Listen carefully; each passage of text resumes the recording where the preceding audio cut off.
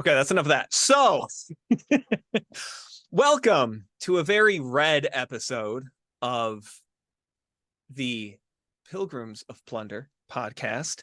I am here, as always, with Pastor Doug, and I am Comrade. just some random proletariat off the street. And today, we are going to be discussing a topic that I picked because I've just been binge watching a series of documentaries on the Cold War. So today's episode is on the Cold War and how fascinating all of it was and is to me, being young and having been born, interestingly enough, during the Cold War, technically, but not actually growing up or living in any of it.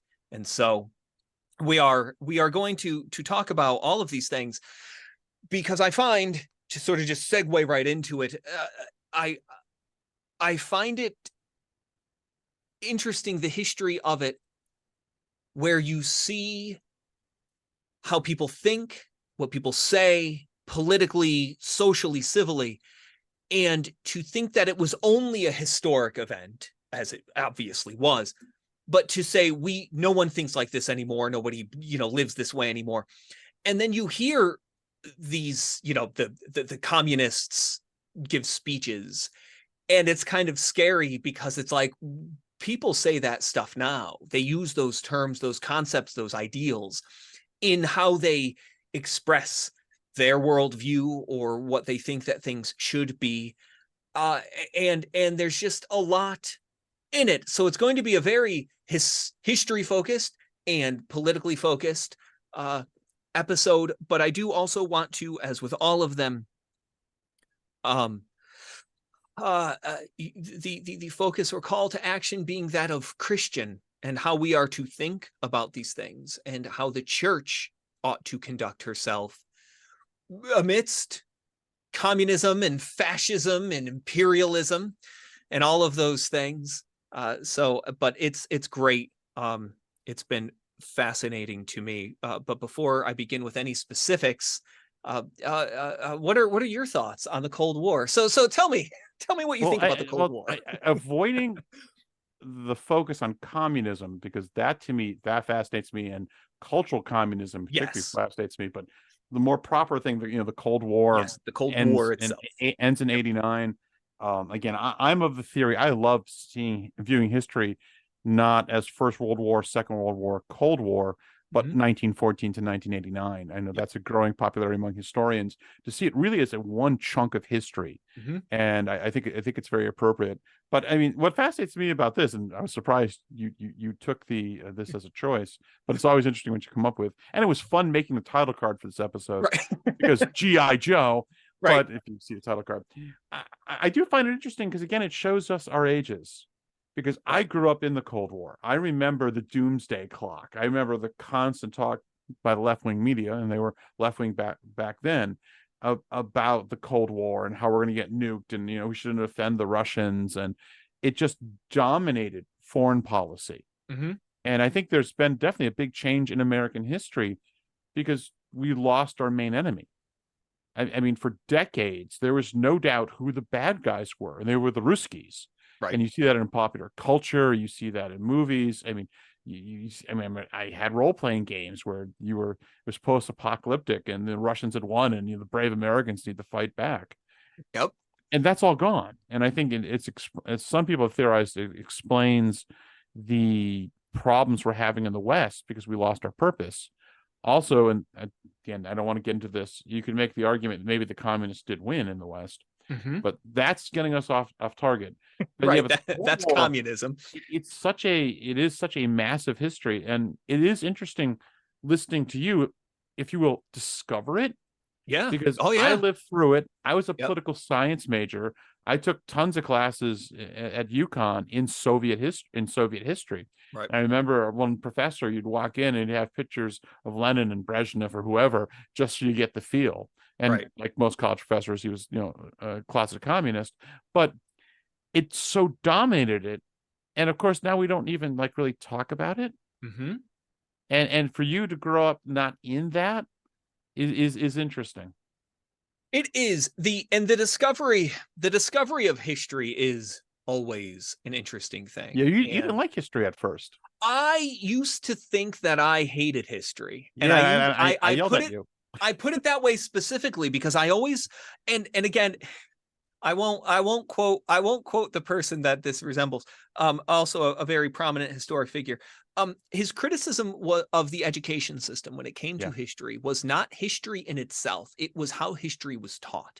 yeah. His critique was that people would be more interested in history if history were taught properly.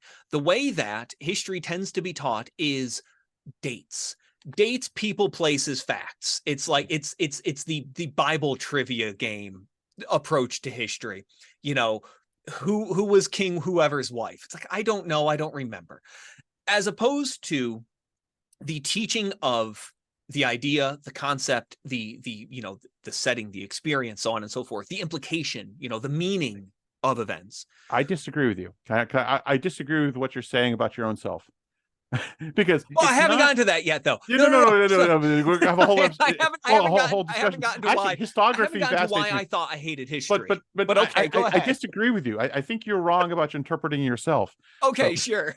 Please. full educate hubris me. here. You're wrong. You don't know You're understand wrong. yourself. I'll tell you what Your you really opinion think. of yourself is Yeah, wrong, and no, it very because well may no, be. no. I grant you the memorization of dates It's is boring. bad. And as someone who's dyslexic, I struggle trying to remember numbers and stuff. Right. But I don't think that's the real problem. The real problem is we have feminized and communized, if I can create a word, Yep. history. Nailed it.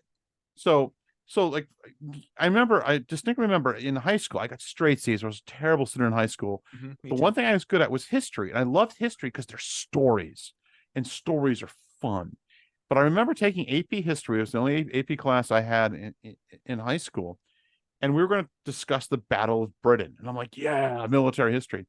And one of the smartest girls in the room looked at the teacher and said, "What's the Battle of Britain?" She had no idea. And I'm like, how can you not know about the Battle of Britain? Because I love military history. Right. But of course, when we teach history, we don't teach things that, to be blunt, guys are interested in. We don't teach about great men doing great things. We don't talk about great battles. We talk about basket weaving and women's history. Now, don't get me wrong. I do think history is a mosaic. I think the more pieces you can put into the puzzle, the better. And Right. there is a place for women's studies. Actually, I enjoyed reading history about women. Right. And what was like being a woman in like the 18th century. That's interesting. Feminism, though, the ideology of it is destructive, and especially left-wing ideology is destructive. Like, for instance, in the Civil War, if you take a course in the Civil War in most colleges and most high schools, you don't, especially colleges, you don't get talks about battles. You don't get talks about great generals. The only thing you talk about is slavery. Right. And women. Now, there's a place for that. But I think why a lot of men don't like history is because they don't get the parts they're interested in. And there are historians out there. There's a very famous Greek historian, I forgot his name, where he intentionally does not teach any aspects of military history about the ancient Greeks because he doesn't want to encourage a militaristic right-wing culture. Right. And how can you teach the ancient Greeks without mentioning martial things? Right. Now, so this is a way tangent. This is not the Cold War, but I wonder. I wonder if part of the reason we don't teach the Cold War is because of the ideological bias of the academy. Right. Yeah. I mean, the spy stories from the Cold War are fascinating. And so I don't know if, again, I'm joking on critiquing you. I don't disagree. I wonder if that's the real problem. Right. Is my issue with history. I think also a part of it is just because I was not an academic person. I didn't really care for anything of school at all. All of it was uninteresting to me. And so I think I always, and nothing about history, and again, it may have been how it was taught, nothing about history piqued my curiosity. There were other subjects in school that I did, physics. I enjoyed physics. I thought physics was a great class. I liked physics. I went to a trade school. I took electronics. I enjoyed my trade, that sort of a thing. So there certainly were courses that I enjoyed. But why do you like history now? Why do I like history now? I have no idea. So I find it now incredibly fascinating. Yeah. So it all started. It all started with World War II, as all things do. Yep. Oh yeah, But absolutely. it started because I was playing Final Fantasy 14. Yeah. And Final Fantasy 14 is a game that has a very extensive narrative. There's a huge narrative. So much so that it's difficult to learn it while playing the game. And so I found myself watching a video by the YouTuber Jesse Cox, Yep. who Yep. was a history teacher.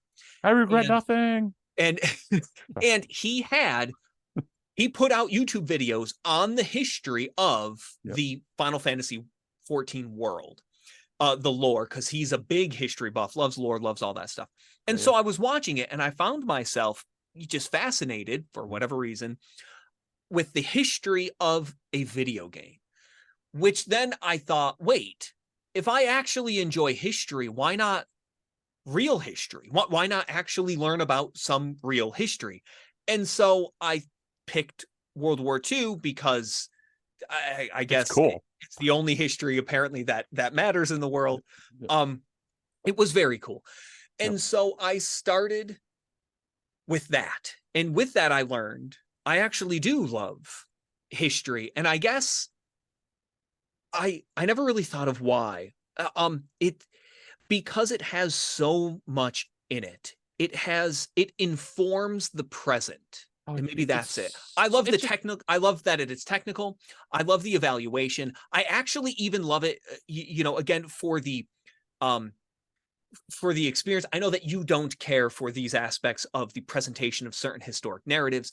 I enjoy, if you will, the vicarious escapism of history as well. I appreciate the first person accounts of how they suffered, I of enjoy what those they went too. through. Yeah. I know what Like you're saying. it's very I like the emotional. epic nature. Yeah. There's a lot of emotion in history as well. Oh, The human suffering. they're great stories, and I've kind of just derailed this conversation because we're not talking about the Cold War anymore. But It's I'll try fine. to get back.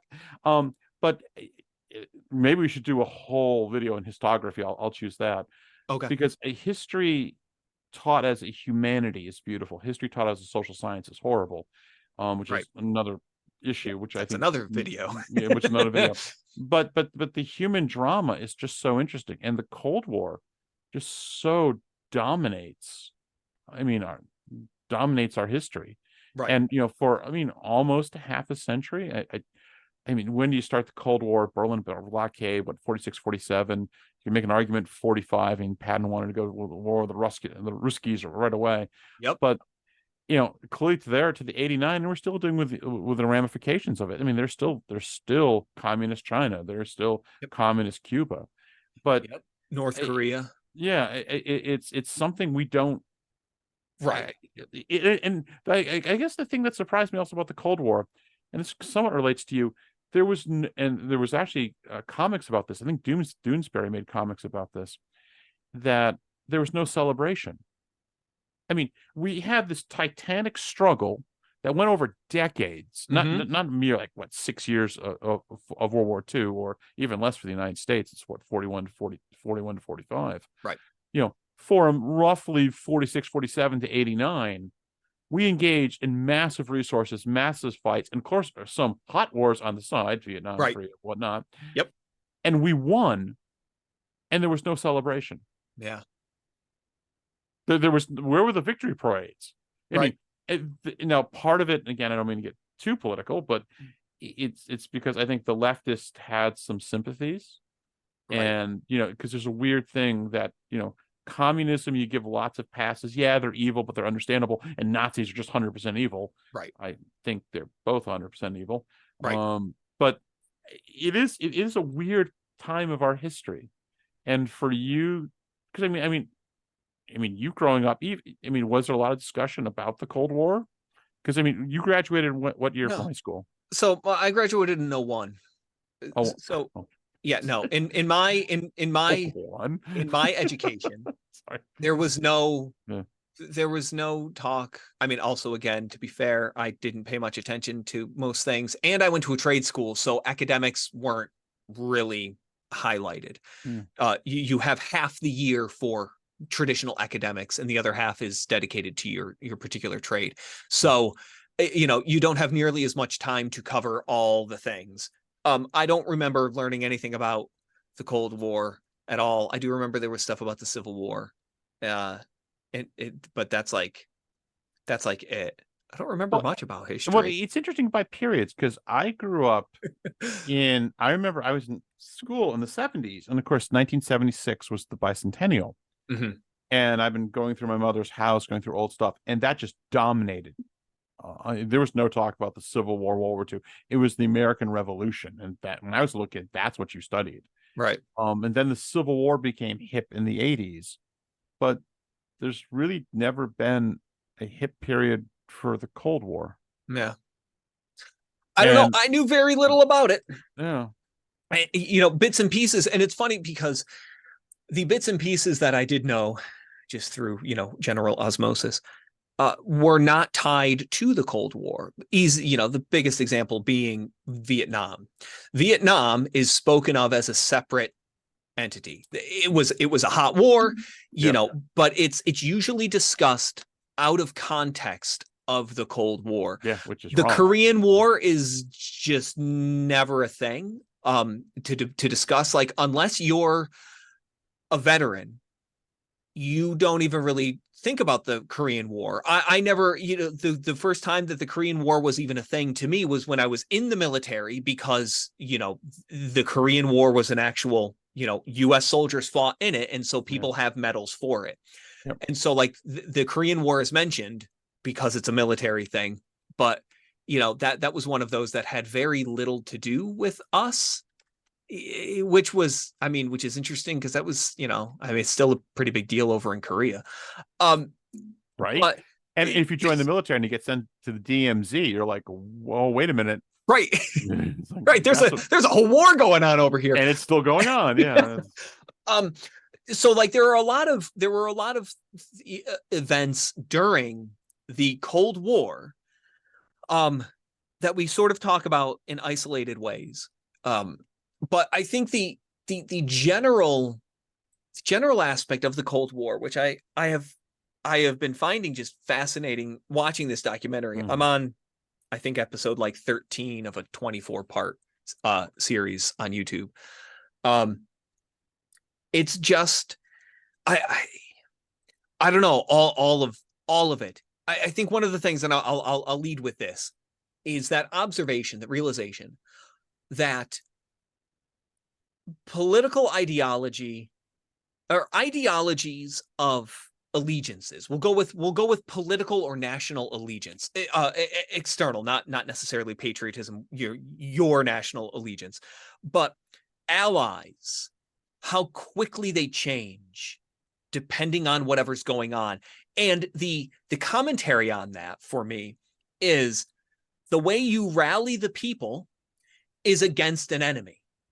And what's fascinating is how quickly the enemy becomes the next ally against a previous ally who's now become the new enemy.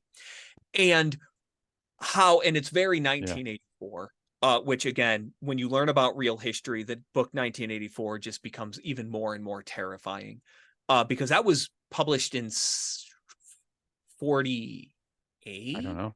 1984. No. It was not 1984. Yeah, right. It was insanely prophetic. But again, which means it wasn't prophetic. It was built upon actual, like, things that occurred in human history already. He of course took it out into a future narrative. But 49 is when it was published. Right, 49. So when you start actually hearing and seeing the USSR and even America in how they conduct business, it's amazing how true that book is. But to start with, it's like you get in your mind that you have allies, and those allies mean something, and you have enemies, and those enemies are your enemies because they're evil. And this is just how it is. Like, they're concrete, objective things. And then that all just changes, because things legitimately do change. Who's the bad guy? Nazi Germany. well, we have the Soviets. They don't like Nazi Germany either, so we'll ally with them. And Well, then you win, all that's over. And then you're like, well, wait a minute. These Soviets are problematic. Well, the Germans aren't Nazis anymore. So we're okay with Germany now. But we're not okay with the Soviets. And I'm just like, but weren't we just killing them? well, could you make the argument? No, well, first of all, I agree with you. It is interesting that you can flip sides. I Right. mean, and one thing I didn't know until I started studying it again way back in college is that communist China and communist Soviet Union almost came to full out war. There was actually border conflicts, what, in the 60s and 70s, I think it was, where they started shooting each other a little bit, and they almost went full out war on each other. Mm-hmm. And of course, they're both communists. Yep, they're both But communists. is not the struggle, though, from 1914 to 1989 about totalitarianism? And World War One's a little more blurry, but it does destroy a lot of the great empires, Yes. especially in Central Europe. Yep. And the one that hangs on, the English, eventually they give up their empire willingly. Right. But the Soviet Union, because of history, was on our side, the Yep. West side. Yep. And that was weird because Stalin and Hitler have a lot more in common than you do with FDR or Churchill. Right. And so you had that weird division. And so is that 1914 to 1989 is the ending of old Europe? Mm-hmm. The sense of being ruled by monarchies and empires, and also the ending of totalitarianism. But again, I don't want to go off into another subject, but right. Sometimes I wonder, I think the totalitarians won, but yeah, that's another video. Right. So I think that's the struggle, how I was presented. Right. And I remember just two Cold War stories that I remember. I remember working at a Christian summer camp, I think it was either like 88, 89, just before the Soviet Union fell. And then we had a gentleman from Russia who came over, and he was going to be one of the camp counselors. They brought in one from Australia, one from Russia, and they had me. And it was interesting talking to him because he worked for military intelligence. And at first I was like, what? You're Soviet military intelligence. So I was thinking James Bond. Oh, and cool. no, like, he typed things, right. Right. You know what real intelligence does. But I remember one day driving, I was on Route 6 in Connecticut. Just think I remember this. I think his name was Igor, actually. Mm-hmm. And Igor said, he looked over to me, he goes, are you scared of the police? Right. And I said, well, I was driving on Route 6 at the time. I'm like, yeah, I don't want to get a speeding ticket. Right. And then it hit me, and I'm like, oh, very different. You mean something very, very different. And I'm right. like, no, I'm not. And praise God, I'm an American. The other thing I remember, my friend who was a leftist in college, but he had a great definition between the East and the West. He said, in the West, we build walls to keep people out. In the East, they build walls to keep people in. Which one would you want to live in? Right. Which I thought was a great description. Now, did the West make mistakes? Yeah. Yes. Yes. Yeah. But this notion, and you're not saying this, that they're the same thing. No. Right. We were the good guys in that war. No, absolutely. We represented Western civilization, which is founded on Christianity. Sure.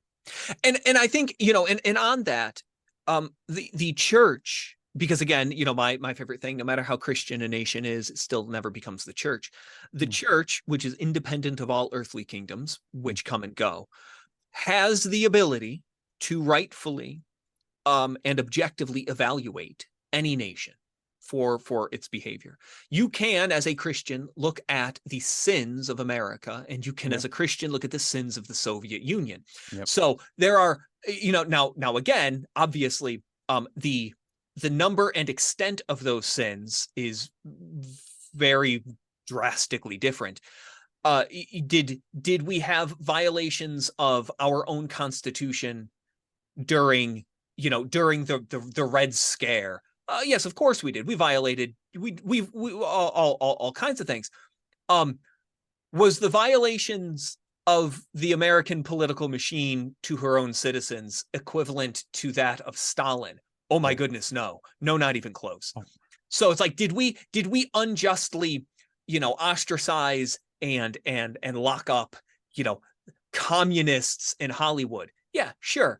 Did we Some of do them it were like Stalin communists, did it? though. What's that? Oh no, no, That's no. been They Whitaker right. Chambers and whatnot. That's been overblown. But No, no, sorry, no. Well, yeah, but yeah. the thing I also kind of want to point out is that to my knowledge, and this may have changed with certain acts, because people will pass an act in order to skirt law.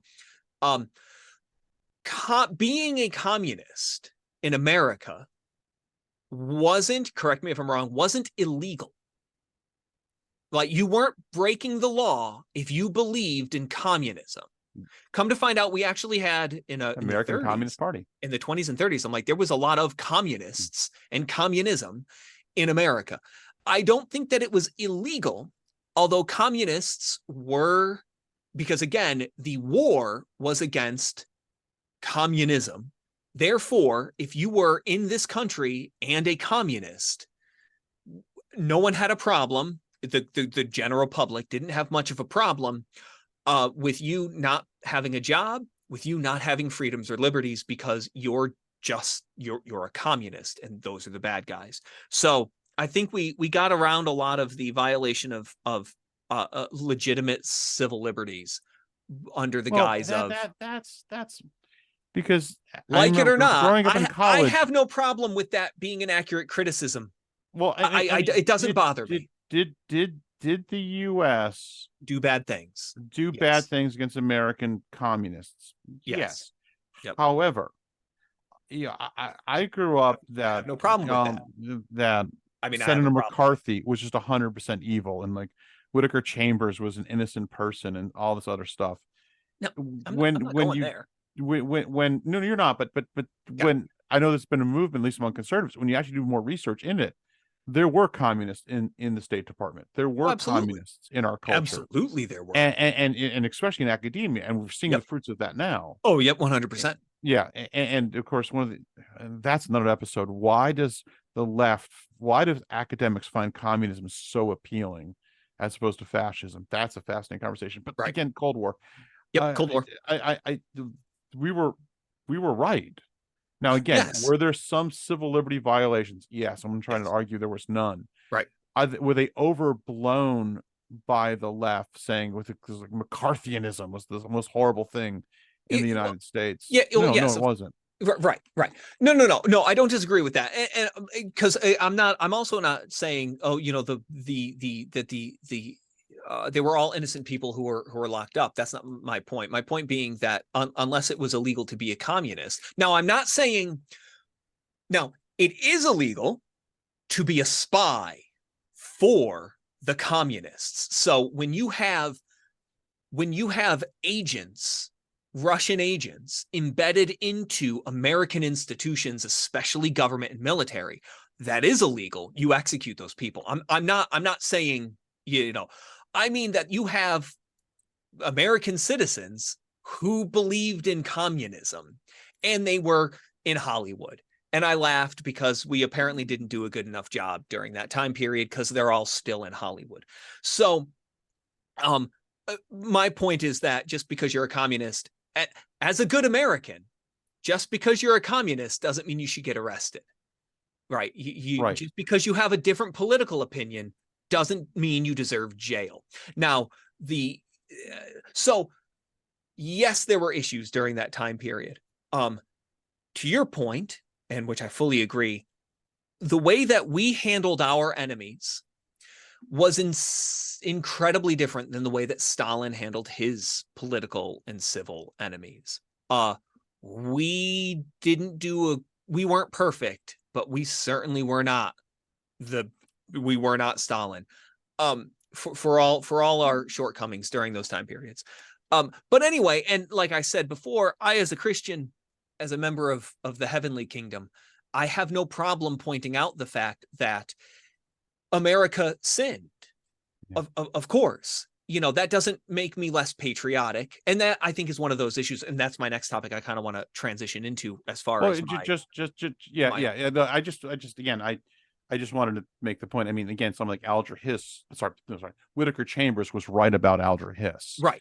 There were communists. Yes. But growing up, I only heard Alger Hiss was a good, innocent person. Oh, yes. And Whitaker Chambers was evil. The propaganda Yeah. on either side. And again, Yeah. there's a lot of intentional and unintentional propaganda. People, especially when you get into politics, people are only going to emphasize the part of the narrative that is favorable to them. Right. I believe that we as Christians ought to understand the entire narrative without partiality. And I think that that's the thing. When you only have an earthly kingdom, Yeah. you tend to be partial toward your people. And our Lord speaks specifically against that. If you only salute your kinsmen, Yeah. what is there? You know, even the Gentiles, like everyone does that. That's what we do in our fallen sinful nature. We love those who love us. We agree with those who agree with us. We tribalize, if you will, very deeply, to the point that we will downplay our faults and play up the faults of others. Right. Now, that's wrong. Now, to look at and say that there are degrees of evil within the civil realm, that's very biblical. The punishment for theft is different than the punishment for murder. So there are differences, if you will, of the violations of the of the moral law of God when it comes to civil consequence, and even church discipline. As a Christian, however, if there are Christians in the USSR, which doesn't exist anymore, but we're putting ourselves in the Cold War, those are your brothers and sisters. Right. If there are Russians who are Christian, you embrace them as a brother. And where you have Americans who are Christian, you embrace them as a brother. And where either would sin, you correct. So I think that you can have much more of a impartial and objective view of history as a Christian, as long as you acknowledge that you may be a citizen of a country by birth, by legal standing, but your true citizenship is that of the heavenly kingdom. And don't allow earthly citizenship to distract, if you will. Sorry. But yes, no. I was just trying to think back, because we've been talking about Christian nationalism, which is all the rise and the debate within conservative Protestantism. I don't think there was much of an issue of that. I never thought of this question before during the Cold War. Now, I grew up in a liberal. Of course you were Christian. You're American. Yeah, exactly. And the evil Reds are atheists. Are atheists. They're godless men. Kill them all. Yeah, because I grew up in a very, very liberal congregational church. Right. And they were definitely into social justice, but they weren't, and they were probably, weak on communism, no doubt. Right. But they weren't overtly pro-Soviet Union, because no one's going to be pro-Soviet Union. Right. But I wonder if conservative church, I know conservative churches in the time would be anti-communist. Right. Because, well, communism is anti-Christian. Communism is legit. Is overtly, maybe the pure form of anti-Christian, Christian thinking. Agreed. But I don't know if, it was just kind of probably assumed, like, you're Christian, you're America, and therefore you're against the Soviet Union. Right. But I wonder, I don't think that, would there be major sermons about, we need to stand with our, United States against the godless communists? I can't think of that being a major thing. I think just because we're Americans, and of course it's assumed. It's just assumed. Right. Because so it's right. I never thought about culture. that. The role of Christian nationalism during the Cold War. So now in the Soviet Union, it might be an interesting thing, because of course, that was the underground opposition. Yes. So, and I don't know to what extent, I've never studied this, the church in Russia, how subversive were they, or were they just simply, because the church, they wasn't fully shut down in the Soviet Union, but it was highly regulated. It still existed. You still had, Eastern Orthodox Church. Russia. So I'm sorry, I didn't mean to tangent. No. That would be an interesting thing. I've never, the church during the Cold War. So that would be an interesting study. The one thing that I've learned through these documentaries, to that specifically, was within the Roman Catholic Church, when it came to the rise of communism in Italy. So what was happening is that in Italy, you had the Communist Party was actually becoming very popular and very powerful. So the issue then became, in order to shut down evil communism, you also rally the church. And so the official, I mean, like it was the Pope. It was it was a title instead of a name. I want to say Pius. I don't think it was Pius II. It was somebody. So I think it may have been Pius II. Gave the official call, because it mattered what was happening in Italy, that that all Christian, all Catholics must vote against the communists in the elections. And in America, what ended up happening is that was preached in American, during Mass. Yeah. And the use of that, the intent of that, was so that all of the Italian immigrants, would write back to their family in Italy saying, you need to vote against communism. So they intentionally used the church to encourage a civil vote against the Communist Party in Italy. In fact, and that was, interestingly enough, the first CIA. That was the first time the CIA actually did a thing. And because there was a whole issue on, does the CIA have the authority to influence international anything? And so the CIA went over there and ran a Hearts and Minds campaign through political pamphlets, leaflets, posters. They funded, anti-communist political propaganda. And so that was the first time the CIA did a thing, the first of many times the CIA influenced something through some project, which I thought was also sort of one of those interesting things. So there was that. As far as Protestantism, I think it was just assumed, because one of the things I found very interesting as you track presidencies through the Cold War, every president, doesn't matter, because they flipped Democrat, Republican. Our federal government kept flipping back and forth, but each one made it a point to criticize the other of being soft on communism. Oh yeah, that was the Republican talking points. And then when the previous Republican president didn't eradicate communism, I mean, Kennedy, campaigned on the Republicans are too soft on communism. Like everyone who succeeded the predecessor was, the Democrats are too soft, and then the Democrats, the Republicans. There was universal agreement, and the Democrats were not what the Democrats are this day and age. Oh no, they were you're absolutely right. The Democrats back then were patriotic. Right. Absolutely. Right, they weren't just communists. Yeah, but it's interesting. Back to your thing about I'm trying to remember my history here, and I hope I'm saying things correctly. It's been a while since I've studied this.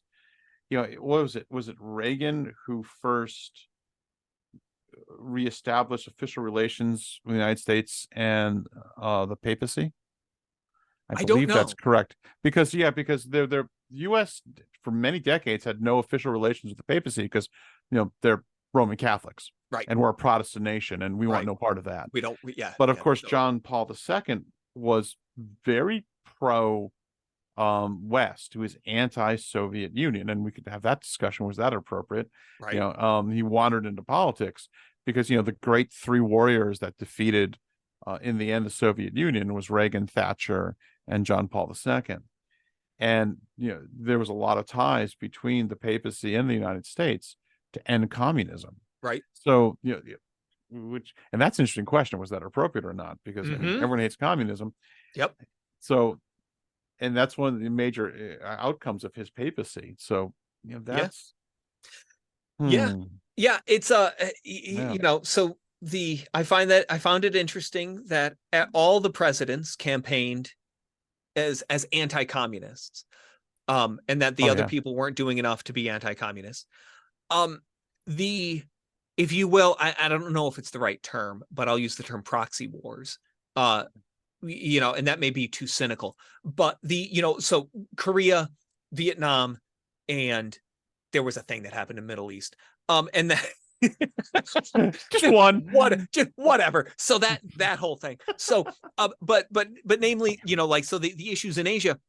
Oh, you mean the Suez Canal? Sorry. The Suez Canal. No, it didn't matter. And then there was the whole Bay of Pigs. That was a tragedy. That's not in but the Middle East. that's not the Middle. No, I know that's not the Middle East. I'm sorry, I couldn't resist. No. My geography is not that bad. No, I know where that is. But the if you will, the proxy wars, and what I found interesting over time, because when you watch this timeline of what people care about, and you see, the Korean War was, if you will, an easy sell. An easy sell against communism, the spread of communism. And so they kind of ran with that, and it wasn't wrong.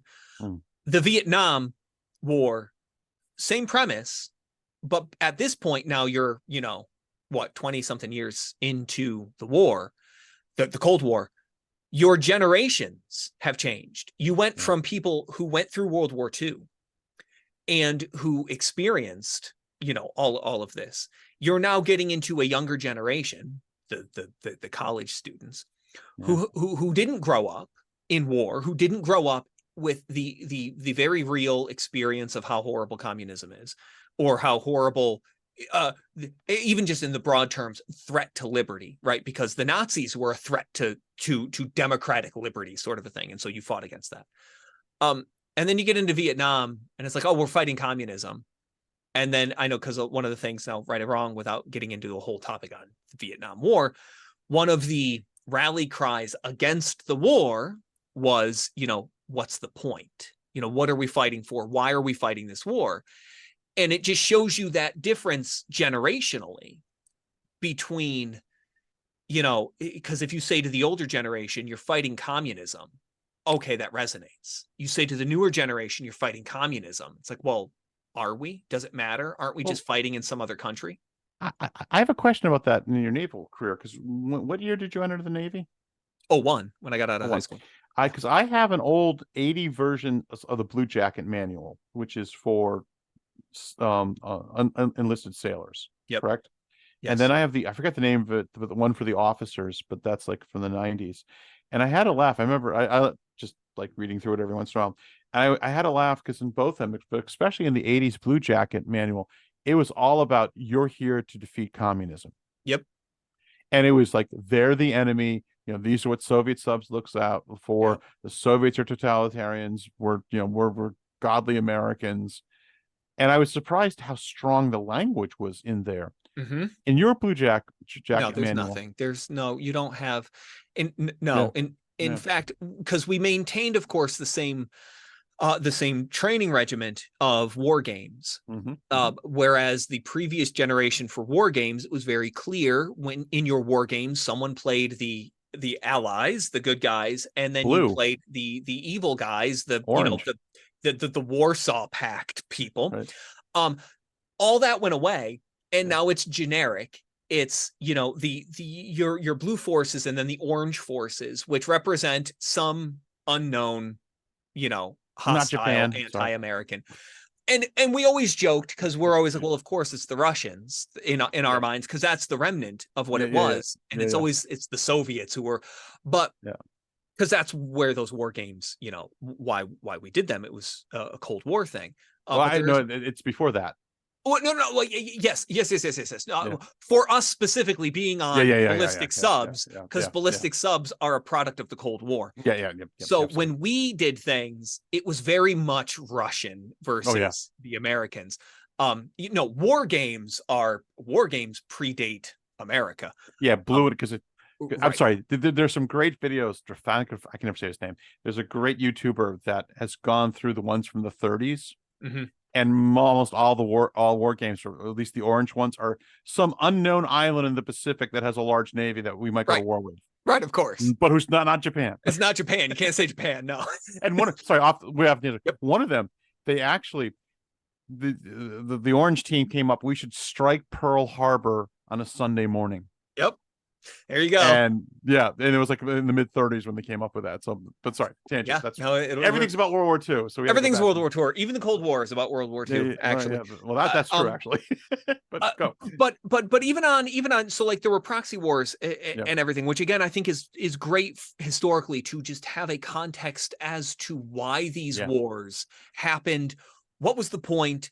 And really when you understand where you're coming out, from the 40s, it's like, well, why would you go to war in Korea? Why would you go to war in Vietnam? It's like, well, you have to understand what was going on and what the thinking was, and all of this, which I thought was fascinating. It dominated everything. Right. You see it in the movies, you see it in culture. You're right. The main driving foreign policy was anti-Soviet. Right. Because there was always that threat of Soviet expanse. Yeah. Because we had to stop. No, right. but I have a question, and I never thought about this before. Sure. Was the Cold War a just war? Because you can break it down into other things. Like, was the Korean War a just war? Was the Vietnam a just war? Was it unjust that we didn't go to war in 56 about Hungary, or 68 with Czechoslovakia? Yep. Right. I think those were we let actually, that just kind of go. Well, which made sense. I mean, do you really? I mean, the Soviet crushing of Hungary in 56, plus or minus. Should go with 56. Yep. Sure. And and the Prague uprising, I think 68. Those, we didn't go to war because, though that was an immoral action, nuclear war was not beneficial for our nation, and that was therefore we're not going to do it. Yep. And so, and then there's constant arguments about was Korea a just war, was Vietnam a just war? Yep. But let's ask the bigger question. I've never thought of this before. Was the Cold War a just war? So and I think that is a great question, and it is very interesting. Or am I derailing the conversation? No. Well, no. I mean, I've never thought. It's funny. I've wrestled with Vietnam being a just war. I've wrestled with Korea being a just war. And again, what was because I remember I used to teach at a small, very small 4-year college in Vermont, and I teach some political science classes, and I would teach this period many years ago, and I never ever stopped and thought, is the Cold War a just war?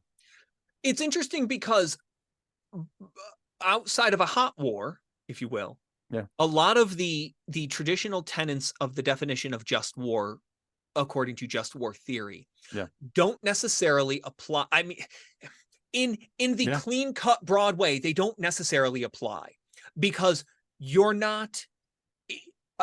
So one of the things that I like that they brought up, and this goes into, like, we didn't intervene in various uprisings.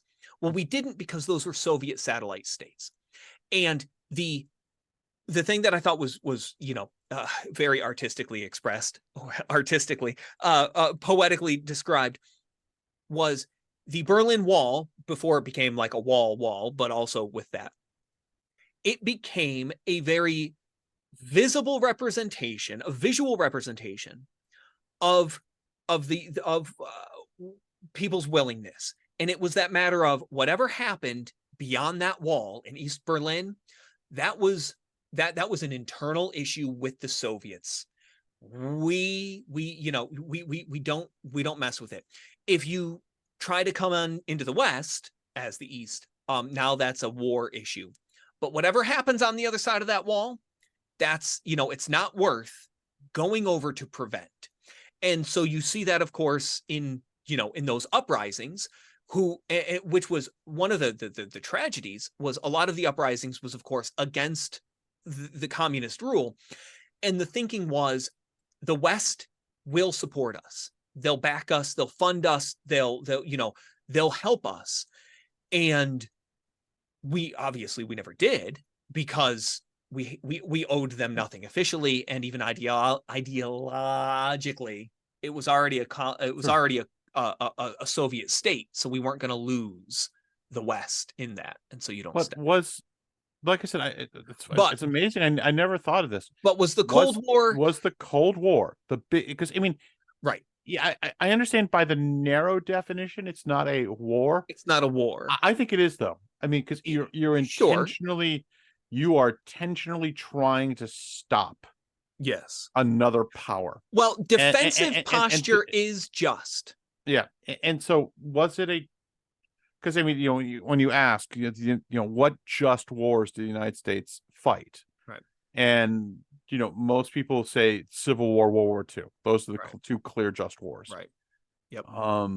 World War II. Unless you're from Tennessee, then maybe only World War II. But anyway, Civil War was just to fight in. Yeah, it just wasn't. But We'll do that That was episode a later. just war. Yeah. Just ended poorly. But everyone agrees on World War II. But the Cold War, that's I Well, so I want to point out though. that's So a, I'll say yeah. for some of it. So here's my problem. Here's my problem in going into that. And we've talked about this before, just in war anyway, on the matter of just war.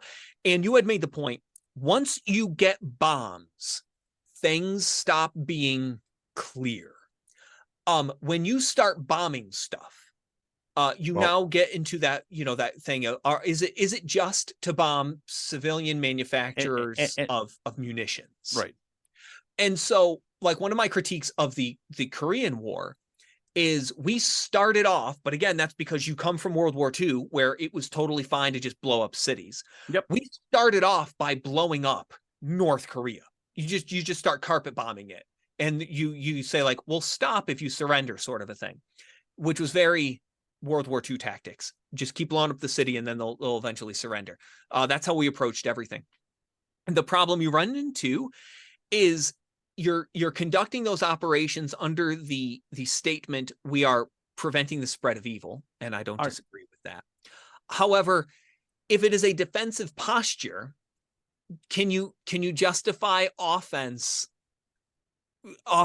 action under a defensive posture? Shouldn't you have just created a defensive line and defended it? Yes. Two things. First of all, was there heavy mass strategic bombing from North Korea? We dropped a ton of bombs in North Korea, come to find out. Literally tons of bombs.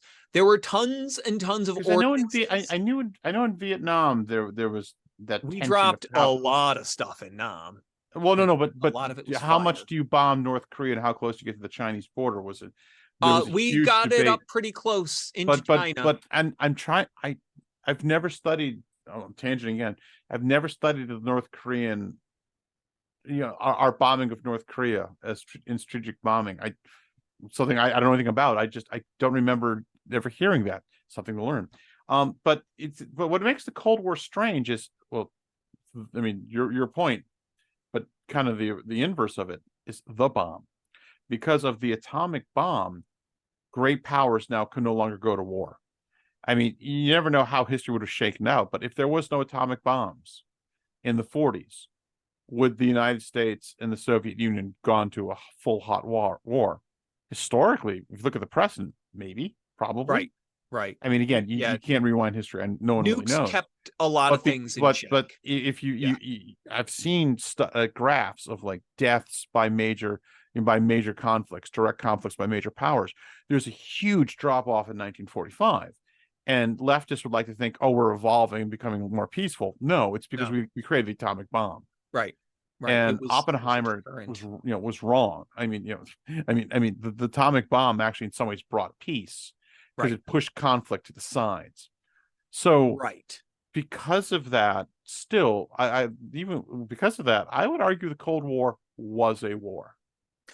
I'm okay with that. There was a lot less, again, direct conflict. There was actually, if you will, virtually no major conflict directly between, us and them.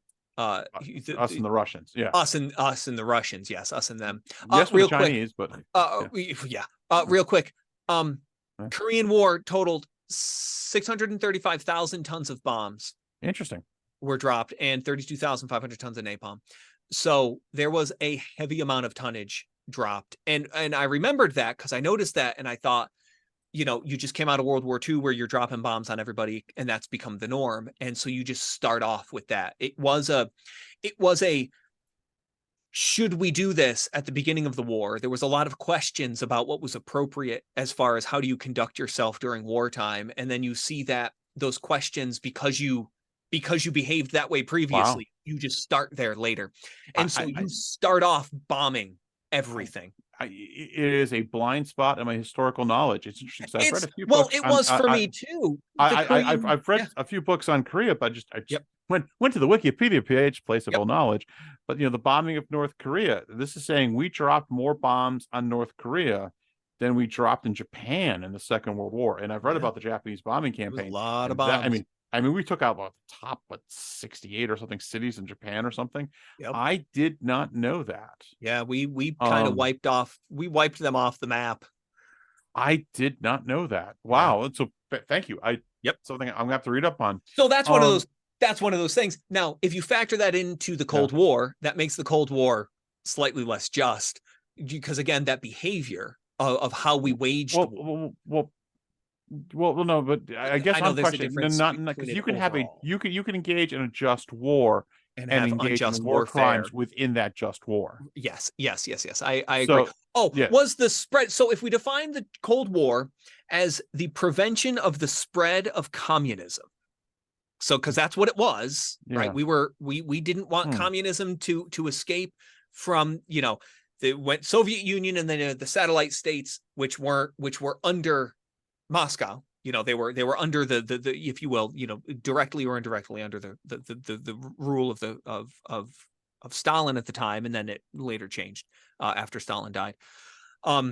Side note, I thought Stalin, I thought he should have had a deeper voice, but anyway, it's super Same with Patton. weird.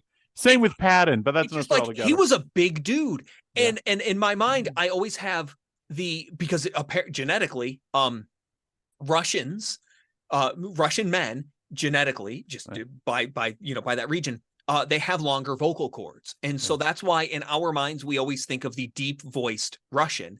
That's because it's far more common. They have a lower pitch. It's not astronomically different to Western Europeans, but it is enough that you can you'll run into Russians with deeper voices. And then I heard speeches by Stalin, and I'm like, it's like listening to Mike Tyson.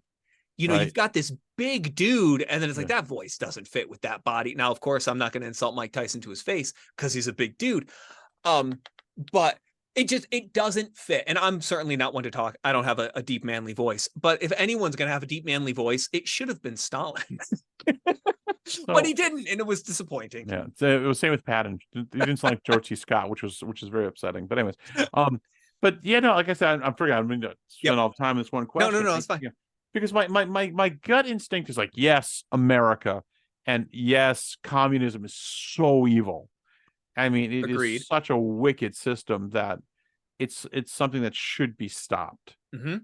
And but the argument, I suppose, though, and this gets at preemptive strike, which is so debatable in just war theory, is unless the Soviet Union directly attacks the United States, right? Is it appropriate for the United States to engage in covert warfare? The defense of others is also classified as just. So if you have within that nation, if you have another nation that calls out, we're being invaded, you can that's true, respond. Now again, your response has to be proportionate. You can't just can't nuke Russia because they invaded whatever, or even pre-nuclear weapons, that sort of thing. But I will say that a lot of our initial tactics, which were dual multi-purpose, in to stem the spread of communism, we identified that communism spread through poverty. And so if you rebuild somebody's economy and country, you have a good chance of staving off communism. And so we ended up with, and I don't remember the name, it was the guy's last name too, I'm so sorry, which was like billions of dollars that we just put into Greece and Italy and like in these countries who were on the brink of flipping communist, and we gave them a ton of money, and then they ended up buying a ton of American goods, so that worked out for us in the end anyway. But their economies were rebuilt, their cities were rebuilt, and communism didn't take hold. Also, a part of the agreement was you can't be communist and received these funds. And so they're like, well, then we won't have communism. Give us money. We give them money, and then they're countries again. But what's interesting on that, and I'd like to point out that although nothing was conducted in pure altruism, What an amazing thing, and you've made this point and numerous times as far as how America historically conducted herself in the world stage. We rebuilt nations that we Yeah, destroyed. yeah. We've rebuilt That's so nations that were rare. destroyed by others. Yeah, You that's know, so rare. and it's and like legitimately rebuilt. I mean, just Greece wouldn't be Greece if not for America. There are a lot of European countries that exist as they do because of U.S. aid Well, at following World War II and during the Cold War. I love the story in Japan because Japan was facing massive starvation. Yep. 1945 for obvious reasons. Mm-hmm. And when Japan had conquered other nations in the Great Asian Prosperity Sphere, they forced the people to feed the Japanese army first, and then if you starve, so be it. Right. And so when we took over Japan, they naturally assumed they would have to feed the U.S. Army. And we said, no, we'll take care of ourselves. And not only that, we'll feed you. Right. And that's because, let's be blunt, we're a Christian nation. Yep. And we love making fun of the American in the United States. I would contend overall, the United States and England have been a great blessing to the world because they were Christian nations. Yes, I agree. Yes, you can find mistakes. No one is perfect. Nothing is. But how we treated our enemies after the Second World War, hugely smart and hugely Christian. Defend England. Who ended the African slave trade? The Royal Navy. Right. By the way, fun book. If you want to read on this, and by the way, this has been a fun discussion because I haven't thought about this in years. I'm having flashbacks of teaching college in the early 90s about this, and I'm like trying to remember these names. And I've gotten several things wrong in this video, no doubt. But there's a great book called The Wise Men, and it came out, I think, in the mid 80s.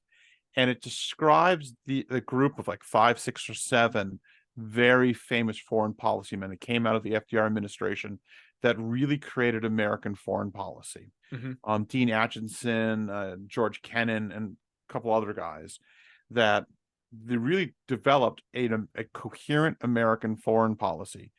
And I don't know if they mentioned just war or not, but they thought the Soviet Union was dangerous. The West was good. Yep. You can't have direct nuclear war with the Soviet Union. That would be bad. Right. And that guided American foreign policy up until really the late 80s or early 90s. Yeah. But it's also well written. It's called The Wise Men, and it's a very beautiful book. Nice. So. Yeah. I've been having fun learning. I'm glad that I can cause you to try to think of things that you don't anymore. Never going full circle. I've never understood why people don't like history. My daughter, who's very good at school, vastly better at school than I am, she doesn't like history, and I'm like, why? Right. And I think you're right. To some extent, it's how it's taught. Yeah. But when you hear these grand struggles and these stories, and some of them, they sound stranger than fiction, and they're just, what was it? There was one, was it Reagan or Nixon? I remember my foreign policy classes. I think it was Nixon during detente. Forgive me. It was one of the presidents. He went over the Soviet Union, and I think it might have been Nixon, or was it Reagan? And they were getting really along. It was like the two leaders were hitting it off. And so the Soviet premier said, "Let us go for a ride." He's like, and President's like, "Sure." So they get in the car and they drive off into the Soviet Union. And the Secret Service are like, "Wait, what?" And they're like full panic. Just kidnap the U.S. president into Russia. And I'm like, okay, that's a cool story. Yep. Yeah. So. No, and I think and to kind of to close on a note that time. Oh, To close on a quick note though, which isn't too quick, but it goes back to another thing. Transitioning, so highlighting the fact that, again, if you look at Berlin as sort of the visualization of the Cold War, the fact that people were willing to die, and many did, trying to get over into the West should tell you about which country is superior as far as how they govern, how they rule, what they do. That wall quote I love from my friend. Yeah, no, exactly. It was a huge thing, and because they had to build the wall because all of the East Germans were fleeing because you used to be able to just travel freely. They were hemorrhaging East German citizens because everyone's like, wait a minute, this place sucks. So, but moving into that though, what I find interesting in the rebuilding efforts of the US into, other nations and all of this. And then just in the current state of, lack of patriotism, in a patriotism being a good thing, even to just say that, you can of course overdo it. But what is amazing to me is like these interviews of people, the Greeks, the Italians, the Germans, and how positively they talk about America. Oh yeah. For what America did and who America was to them and for them. Yeah. And you look at Americans during this time and what Americans truly believed about America. And it wasn't just, you can't just cynically dismiss it all as American propaganda and everybody was delusional. I'm like, that's factually and historically inaccurate. Yeah. Yeah. You used to actually have genuine patriotism in a genuinely good nation. And I look at myself and it's like, I am nowhere near as patriotic as, my predecessors were.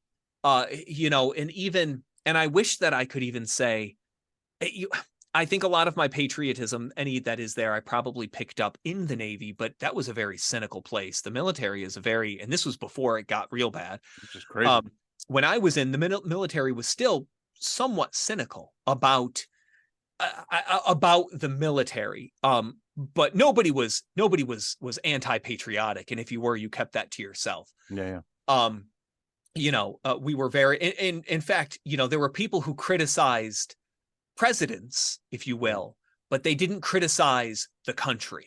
Yeah. They didn't criticize the office of president.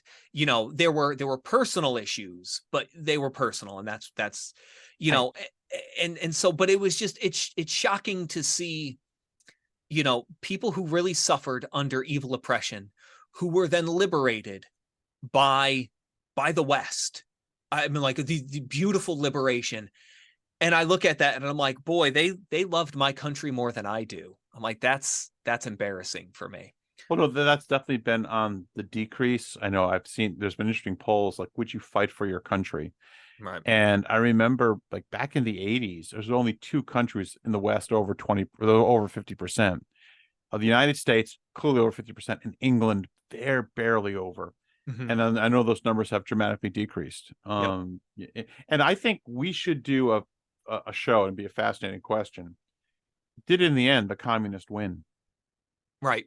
We like to think the West won the Cold War. Right. I'm not sure. No, I think the Soviet Union lost. Yes. But did the communists win? I think that's a great question. And what's also interesting on that is another sort of thread, which is right up my alley or in my wheelhouse, a phrase I couldn't find a legitimate point of origin for in the English language.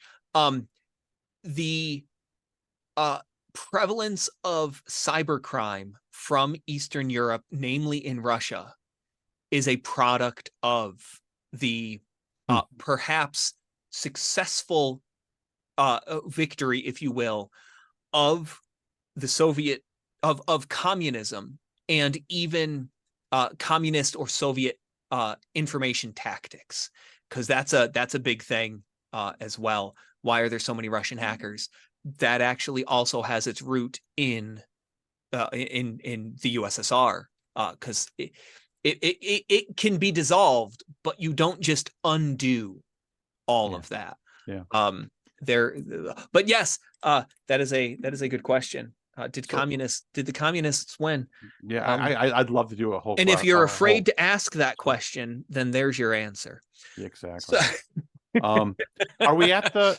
We are at and over. But that's fine. I'll give my last thoughts, and you obviously. Yes, give your last thoughts. So this has been a challenge. This has been fun. I've been kind of flashing back, and it's been challenging my mind because I studied this a lot, but it's been years since I've actually read anything about it. And I need to go read about North Korea's the bombing campaign in North Korea. I didn't know that. Yeah. So that's kind of cool. I'm gonna go look into that. And I never thought about the question about just war. I got to give that. I don't know why I've never thought the obvious thing was the Cold War, the big picture, a just war. Yeah. I got to give that much thought. So this was interesting conversation. So thank you. Maybe we could have a Cold War part 2. Because I mean, again, to discuss the Cold War in 1 hour is impossible. There was a lot, and I haven't even finished my documentary yet. So I'm only in the 70s, I think. I think Nam just started. So so there's that. But anyway, I feel so old sometimes when I talk with you, which is wonderful. Like, I remember that. I lived there. let me tell you something, Sonny. Yeah, no, we no, it's very, very different. But anyway, no, it was a very good conversation. And one of the reasons why I wanted to bring it up, which was exactly what ended up happening, there is a lot in it that still is very relevant for discussion and for thinking. Because again, wars may be historic events, but they involve, human nature, which is a constant. And so I think that it's great to look to these examples because it brings up that topic. It forces you to look at it and to ask and to question and to ponder. So I'm all for it. And it was kind of nice talking about something other than, Nazi Germany for once, although that is a very fascinating thing. But anyway, thank you again. It was a great time. Thank you, everyone who watched. Thank you. And have a great day.